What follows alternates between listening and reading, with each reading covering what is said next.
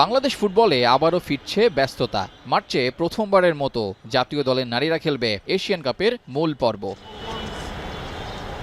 Mission অস্ট্রেলিয়ার জন্য আফিদাদের নিয়ে আগে থেকেই পরিকল্পনা সাজানো ছিল বাংলাদেশ ফুটবল ফেডারেশনের। তবে কবে, কখন আর কিভাবে শেষ সময়ের প্রস্তুতি নেবেন বাংলাদেশের দামাল কন্যারা তাই জানিয়েছেন বাফুফের সহসভাপতি ফাহাদ করিম।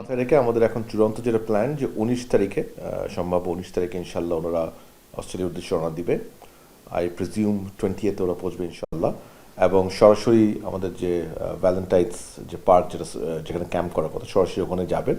ওখানে তারা ক্যাম্প করবে আপ টু দ্য ম্যাচ আর up to the hotel check in. I think hotel check ইনটা if I am not wrong 27 কিংবা 28 তারিখে।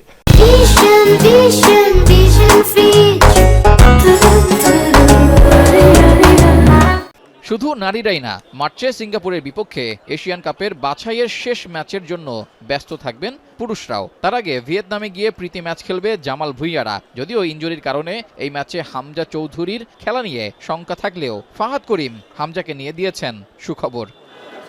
হামজা তো আমি জানি এখন he is going through recovery, so let's hope and pray যে ইনশাল্লাহ উনি সুস্থ হয় এবং ফিট হয়, so that we can have him for both the matches. But let's see inshallah. Shomit Somar recently just WhatsApp-এ chat হয়েছিল, তো সেখানে ও দেখি বলেছে আমাকে he is really looking forward both to play against Vietnam and Singapore.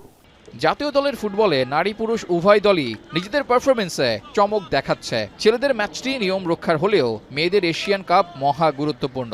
ভালো করলেই Peter বাটলারের শিষ্যদের থাকবে অলিম্পিক ও বিশ্বকাপে টিকিট কাটার সুযোগও। এবার দেখার পালা মার্চের ম্যাচগুলো কতটা সফলতা এনে দেয় বাংলাদেশকে।